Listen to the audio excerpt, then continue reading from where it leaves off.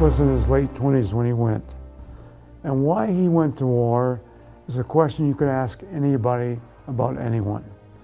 If you look back to those days, prior to World War I, the idea about going to war was a matter of honor, a matter of glory. You know, we can look back at that now and say, really. But in those days it was important. Honor and glory were important. Joe Mountain Horse, Mike Mountain Horse, Nick King, George Strangling Wolf, and George Cummings Singing, and Laurie Plume, all then enlisted in 1916, I'm pretty sure. And what is interesting about them is that Laurie Plume didn't go overseas. The other four of them pledged before they went at the Sundance that they would, pledge for the Sundance if they came back successfully. One didn't. Four of them came back, one didn't. And the one that didn't pledge was the one that didn't come back. And I knew that behind me was the river, Belly Flats, where we used to go Sundances. And then just behind that was Fort MacLeod, where he went to enlist tens of years ago. And I knew that to get from where he was living there, from that gravesite now, to Fort MacLeod, he would have ridden a horse to get there. And even further behind that was Lethbridge, where after having enlisted, he would have taken a wagon from Fort MacLeod to Lethbridge. And then from Lethbridge, when he, went overseas, he took the train all the way to the East Coast, and then a big ocean liner to England. And then from England, he went overseas, and he was in that horrible trench life that we know about today, where bombs were exploding and shells were blowing his colleagues apart and things like that. And he himself was wounded 3 times there. A lot of these battles were lasting 6 days to 2-3 weeks, you know. So when we say battle, you know, it's not a 3-hour, 1-day sort of thing. Some of these went on for weeks, that these guys were involved in these kind of things. The only story he ever told me I can remember about being in battle was that the enemy didn't like the Indians. I mean, you say, well, why did the enemy like the Indians? They got the same uniform on as the other guys. They're going to try to shoot you, and they're going to try to shoot each other. But the story Mountain Horse told me was about the Indians would undress. They would undress at night and crawl along no man's land in the German trenches, and they'd have their knives with them. And to me, he said Indians got a reputation with the Germans. And so they didn't like him for that.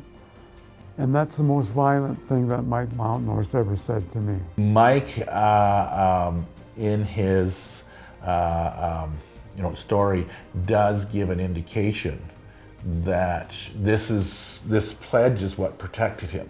So in one of the exploits on his robe, there's a shell that explodes on his unit, and he's the only one that survives.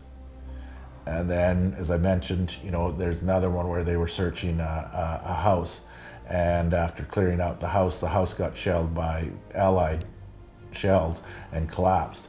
And the other ones he'd gone into the basement, and the other ones were still on the main floor, and they were all killed. And he was buried in the basement for 5 days, I think it was, and but kept shouting, and then finally, when the shelling had gone down and things, and it was quieter, then somebody heard him, and that's when they dug him out.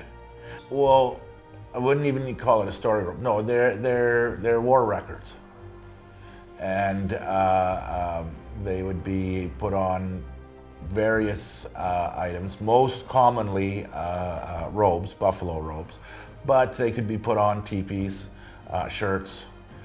Mike Mountain Horse did not do the story robe, but it's just a recording, a representation of what he told somebody else.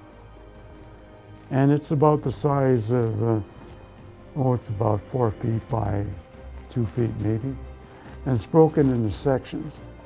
And each section relates an incident or an episode he had overseas during the war. And now understanding what a story robe is, And looking at the graphics again, I can see the stories on that story robe that Mike Mountain told me when I was a kid. He, did his exploits. I think there's 11 of them that he remembered, and so continuing the traditional style of war robes. But what is interesting is that he had evolved it also, because if you look carefully, you notice the pointed helmets on the Germans, and and not necessarily stick figures, but he tries to give them a little more a realistic view, where traditionally Blackfoot was quite often just simple stick figures. He added, again, what he thought was significant. So there was the issue when they took the gun, and he painted Blackfoot signs on it saying that he'd claimed it for the Blackfoot. I think the one where his unit got bombed and he was the only one that survived, again, significant for him. The house is there. So,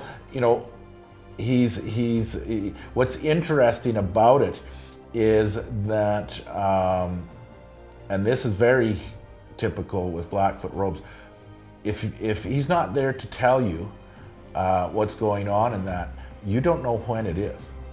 So, well, this is obviously war robe, so it's World War I can tell, but if you're just looking at it, that's as far as you can get. You don't know if this is early part of World War I, late part of World War I. And that kind of time thing was not important for Blackfoot. So, you talk about, what the event was. And so it was through his records, a couple of mentions of where he was, and the sort of the timing that put it together to figure out where he was when these incidents took place. And many people came back with post-traumatic stress syndromes, especially, I would say, a lot of Indians who went there. And we know there's about 4,000 Canadian Indians who went there during the First World War. To go from a place on the prairie or wherever the reserve was, where your means of transportation were horses, and I know they lived in teepees and things like that, to go to a place where it was so mechanized and so many people there, and to come back and not lose your place in life and be proud of it. He was proud of himself, and I would like to see every Indian on the reserve today proud of what they are and what they're doing. It's interesting when you look at Mike that he'd gone over, he's as we've talked about, he's this transition sort of person that he becomes part of the Sundance prior to going overseas, participates, marks, a gun, German gun with Blackfoot symbols, comes back, and when he comes back, he becomes a scout for the RCMP. He doesn't make the reserve his main place of residence. Their contribution, simply put, is equal to any and all of the Canadian soldiers that were involved. And in that I include, even though they weren't part of Canada at that time, the Newfoundlanders, that they were fighting for king and country. I do believe that they wanted to make a good showing because they knew that coming back, if they survived, that that they would be recognized for that. And we recognize at powwows to this day that you do have an individual, the grand entry, that carries the war veterans flag. So they are recognized to this day.